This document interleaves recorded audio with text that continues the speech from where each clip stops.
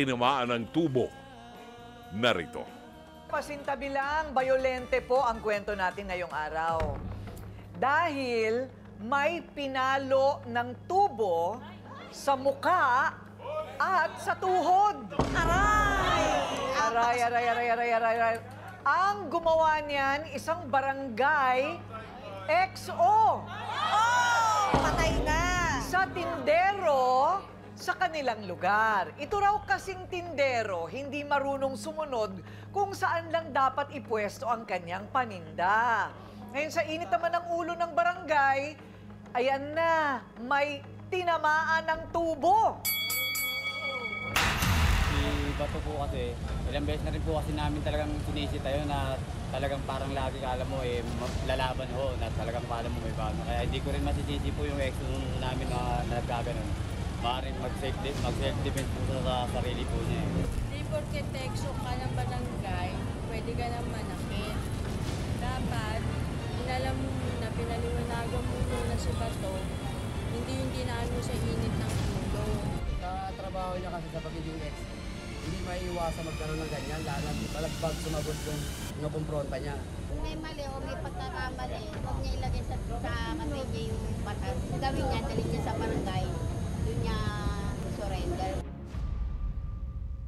Ang pinalo ng tubo at ang barangay XO na gumawa nito. Bato at Anjo harapan na. Bato!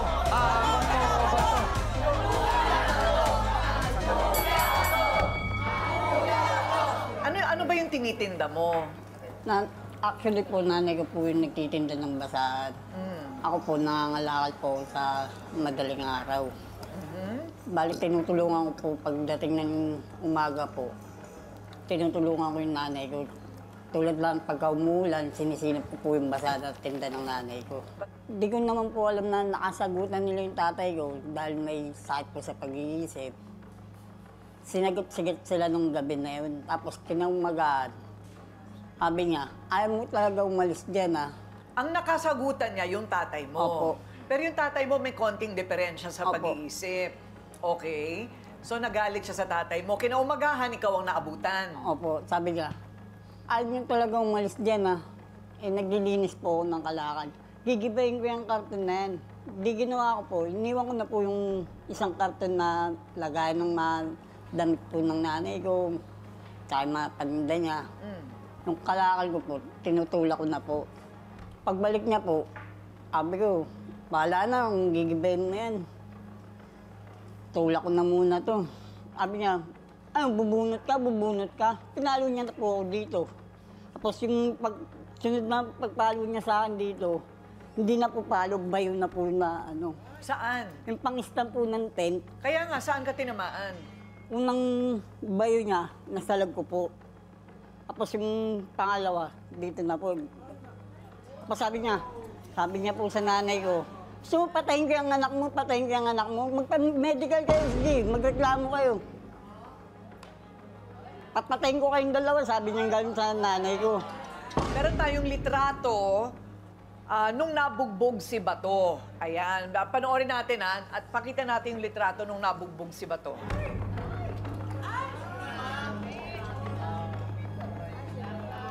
O, ito na yung sinasabi mo na inabot yung mukha mo. Opo. Ayun, okay. So, mabuti nakuna ng litrato, ano? Sino kumuha nitong litrato? Yung mismong sekretary po nilang babae. So, napa-police report mo na pala.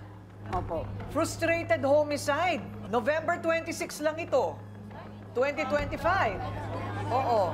Okay, ang tanong ko kay Anjo, bakit ganyan ang rubber shoes mo? Ganyan ba talaga yan?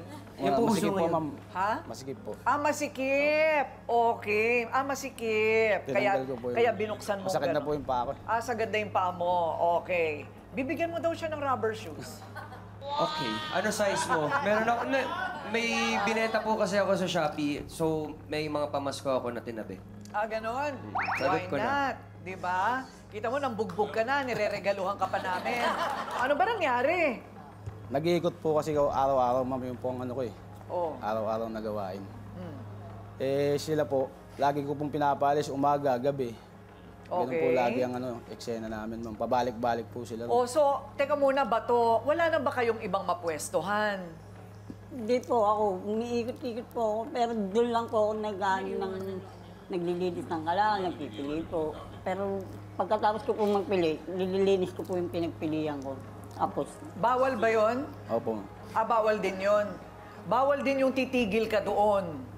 Kasi nagkakalat po sila doon sa barangay namin, ma'am. Oo, ayun, kasi may kalat. Eh, yun ang trabaho niya, yung Trabaho po yun. lilinisin. opo, pero dinadala ko po yung pinagpilian ko, yung kalat po. Dinadala ko rin po. Okay. Ano ba yon? Parang tapunan ng mga gamit, tapos pinipilian Hindi po, mo? galing po yun sa halimbawa, sa umupa, tapos hindi nakapagrenta ng bahay. Oo. Mga naiwang pong gamit, pinapalinis po sa amin ng mga may-ari ng bahay. Pinapalinis? Opo. Ayun, okay. Wala na, pwede bang mapwestuhan yung gusto lang maghanap buhay ng maayos? Bawal po kasi talaga doon, ma'am. Sa Andalusia. Ikaw ay isang XO, ikaw ay inappointee kapitan. Pero ato lang ha, eto ba lagi mo na ba siyang sinisita doon sa teritoryo mo? Opo. Palagi, Yes, sigurado ka. Opo. Pero kahit sabihin mo na paulit-ulit, hindi ba mali ba na ikaw ay bigla ka na lang mananakit at tubo pang ihahampas mo? Alam ko na po, mali, ma'am. Kuya Bato, maitanong ko lang, yung damage na natamo mo, ano yung matinding damage sa pagkakapalo? Bali po to. Bali ito. Bakalan Yung panga po mo to. ba, okay yung panga o dito, ang nadali? Ito po, ayan. Nabasag? Basag po yan, babakalan po yan. Buti buhay pa to. Eh, paano kung napatay mo to? Saan ka ngayong kalalagyan mo? Una sa lahat, hindi siya taga doon. Pangalawa, pabalik-balik siya doon. Pangatlo, nung umalis siya, bumalik, sinabihan na, kala ko ba babaklasin mo na yan, igigiba mo na yan. So baka akala nito ni Kuya Anjo na sinisindak siya. May mga lumapit din pala sa amin na ibang nabiktima nitong si XO. Natatakot lang humarap. Kasi naman nakakatakot din ang itsura mo. Pero lang pag nakangiti ka. Ayan. Pero nakakatakot, lalo na nahampas ka na ng tubo. So, sinubukan niyang awatin si Anjo sa pambubugbog sa anak niyang si Bato. Pero ayaw daw tumigil. Ang ate naman ni Bato, hustisya ang gusto sa sinapit ang kanyang kapatid. Marian at Gracie, humarap na kayo! Ang mukha mo, gating-ting lang yung katawan ng kapatid mo sa katawan mo. Namimili ka ng kaya mo. Ano may katawan ng kapatid ko? Nakakawa eh. Marami ka nang ginanyan, pang-anim na yan. Yung iba natatakot dahil baka sa isang winner sila eh, natutulog sila sa bangketa eh. Baka daw mamaya, walang makakita, trabahuin sila, saktan sila uli. Ako, makakaawa ko sa'yo. Huwag tama na, huwag na. Maawa ka. Ano sabi mo? Papatayin kita, papatayin ko kayo. Hindi makalapit sa'yo yung nanay ko dahil may hawak ang tubo kung matamaan mo siya sa parte ng katawan niya. Gating-ting lang katawan niyan. Mano-mano, hindi ka kakayanin yan, umawa ka pa ng tubo. Tao yan, kapatid ko! Tao yan, pinisikal mo! Ang laki ng katawan mo, Isang Exo. pali mo lang sa ulo ng kapatid ko, ikamamatay niya yan! Nag-iisa lang yung kapatid ko lalaki na yan! Sa buhay namin, isa lang yan! Di mo kayang palitan yung buhay niyan! Dapat sininop nyo. Sino eh? Kagagaling ko Ba't ng nasa trabaho kalsada? nun, Exo, alam mo yan! Pagsisimba kami sa church nun, Pinababayaan niyo sa 11:30, kalsada? alauna church, hinanap Dapat ko sinanap kapatid niyo ko. agad? Ano agad? Wala ka pa rin ka pa karapatan! Kaya nasaktan Wala, ka wala agad. sa batas na manakit ka kahit anong tigas barangay official ka, pero ano, ubod ka! Ubod ka! Talaga! Puro kasinungalingan na Puro kasi sinasabi. sinungaling! Ate ko legal! Magsisinungaling! Parang lahat akong pinupi! Oo, sinungaling. Hindi lang kaya kapatid ko! Ano CCTV nyo? Pinatay nyo? Oh, Hindi ako ano alam. nabutan ng nanay ko? Karera, pinapanood nyo! Karera sa ano? Ang tibay na! Ito pa, madam ha? Di ba sabi nyo, lagi nyo nakikita sa CCTV? Bakit nung binugo mo, lumubog ang CCTV? Exo, nasaan ang CCTV? Wala! Panood na tayo! Wala sa na CCTV! Barangay official ka! Alam mo yan Wala kung talaga paano mo CCTV namin ididetect! doon, pinakita Wala, ko sa wala, wala! Pero wala, tibay na mukha mo! Hindi, nakunan ba o hindi? Sabi nga nila hindi daw nakukuhanan, pero doon sa place na yun, lagi daw nila nakikita kapatid ko naglilinis. Bakit nung binugbog mo, XO? Wala! Nasaan yung kopya ng CCTV ng barangay? Anong Ginamit mo yung pagiging XO. Okay, ito naman. May kakampi rin si Anjo. Para sa kanya, self-defense lang ang ginawa ni Anjo. Ang barangay tanod na kasama ni Anjo, Val, humarap ka na.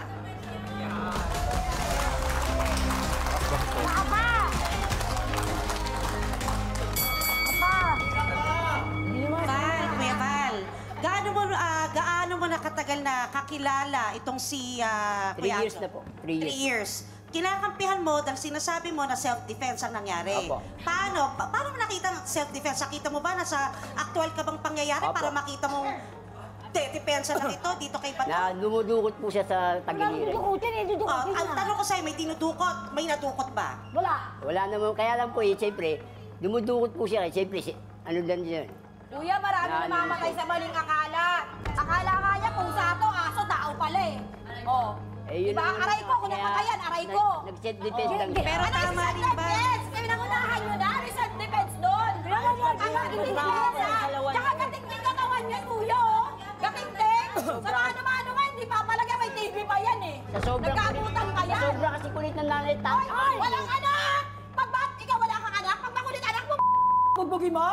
Ang anak niya nasa bahay. Nasa bahay. Iba yan! Dapat yan nasa bahay yan eh. Social ka! Nakita mo binata nyo! Binabanatan nyo kapatid ko ng Nagkaano na sila eh. Kuya Val, pag sinabi mo... Official kahit naanod ka! Pinapanood nyo lang. Dapat Malayo ako eh. Pinapanood nyo lang! Kuya Val. Kayo ng kapayapaan! Kayo ng kalokohan! Sige ate, pag sinabi mong self-defense, dapat nasaktan na nauna itong si Anjo para papasok yung self-defense.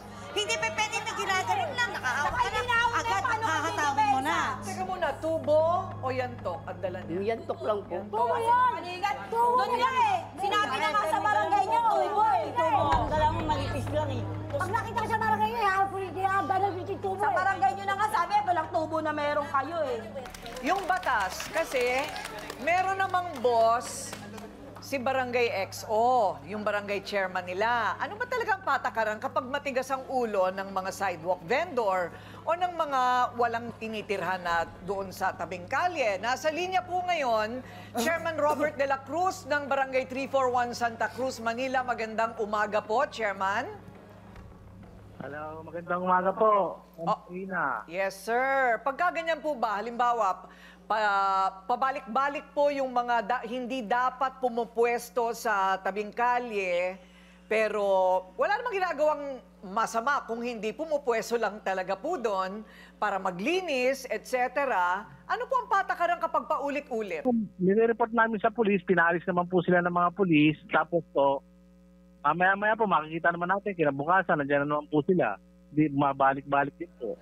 Okay. Pagka gano'n, di pa balik-balik din dapat ang pulis? Di ba, no, sir?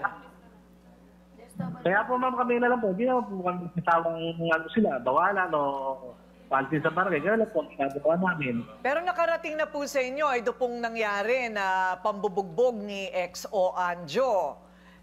Opo ma'am, nakarating na po sa, ako po mismo ang nag-blatter niyan ma'am. Kayo mismo nag-blatter. Okay. Kasi po nung time na nagpaano sila, ako po ang mismo natin dyan sa barangay hall, ma'am. Okay. So ano po, ano po ang ano naman ang penalty? Dahil alam natin na siguro maganda yung intensyon ni XO Anjo, sumusunod lang sa batas, pero nanakit ng medyo malubha. Ano po ang kasunod nun? Ma'am, yung ganyang kaso, hindi naman po namin sinotolerate kasi XO. Binibigyan namin ng suspension yan, hindi siya pwedeng dumuti, ganun po. So may suspension. Oo. Oo. Chairman, pagka hindi pa rin tayo nagkaayos dito, ilalapit po namin ulit sa inyo para maayos po ang ating magiging ending. Opo, ma'am. Opo. Kasi kung hindi naman po ninyo sakop itong mga mag-iinang ito, baka pwede pong ilapit sa kapwa barangay chairman po ninyo na sa may Blumentritt daw sila para mahanapan sila ng tamang pwesto. Wala pong problema. Mag-assist namin po lang. Gusto po nila magpatulong na. Kung willing lang po yung kabilang barangay na mapigyan sila ng Oo. Sige po. So tatawagan po namin kayo, Chairman. Maraming salamat. Sige po, ma'am. Thank you po. Hindi ba yun ay pwede nating gawin, Okay, nakausapin yung barangay mismo ninyo kasi hindi kayo sakop nito eh. Para sila ang gumawa ng paraan para sa inyo. Okay, Brother June, paano ang pagbibigay ng tamang leksyon sa ganito? Ang karahasan ba kailangan ang katapat karahasan din? Hindi naman. Pero meron tayong batas. Natidinig natin ngayon, Ate Coring, miski saan ka pumunta, anong sulok man ng Pilipinas, matidinig mo yung due process. Due process. Dapat dumaan tayo sa ganun. Kasi andun ang demokrasya, di ba? Pero hindi ko binibigyan ng justification itong si Bato. Dahil mali yung ginagawa niya, di ba? Sinabihan na siya eh, mali yung ginagawa. Pero tingnan natin, kaya niya patuloy na ginagawa yun sapagkat wala nang matatakbuhan, wala nang mapupwestuhan, walang nagbibigay ng pwesto sa kanya. Di ba? Dito lang siya kumikita. Naghahanap buhay lang ang tinamaan ng kulog. Pag itong mga maliliit na taong ganito, hindi natin tinulungan, tumingin tayo sa taas, ang mga korap na mga politiko na bilyon-bilyon ang ninanakaw nasa labas. Ang tagal bago masintensyahan. Di ba? Itong mga naghahanap buhay na ito na mahihirap na dapat sana tinutulungan ng ating pamahalaan, nababasag ang muka. Dahilan sa mga umaabusong government officials na nabigyan lang ng konting ranggo, siya na ang Diyos. I'm sorry, Anjo. Pero iyon ang dumilitaw dahil iyon ang nasa dokumento. Yung ibang sinabi na lang, yung sasabihin ko na sabi na ni attorney tsaka ni doktora, ang sa akin lang ito ay bunga na naman, Ate Coring, ng isang kahirapan sa Pilipinas. Tayong maliliit, saan pa tayo tatakbo? Kung tayong maliliit ay inaapi rin ng kapwa natin maliit. Salamat po. Mga kapatid, ito po si Brother June Banaag. Dito tayo sa totoo. Dito tayo sa True FM. Mag-subscribe at i-follow ang mga social media accounts at True Network PH sa FB, Instagram, X, YouTube, TikTok, and podcast. Dito tayo sa